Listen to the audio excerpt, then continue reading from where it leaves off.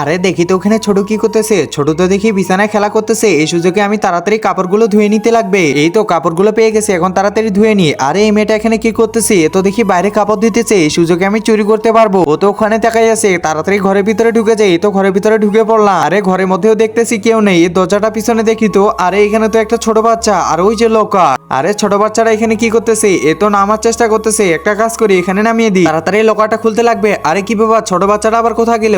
আরে এ তো সিঁড়িতে উঠতেছে। এ বাচ্চা তুমি লড়ালড়ি করো না, এখানে চুপ করে থাকো। তাড়াতাড়ি লোকাটা খুলতে লাগবে। আরে বাচ্চাটা আবার কি করতেছে? এ তো আবার দাঁড়ায় গেছে।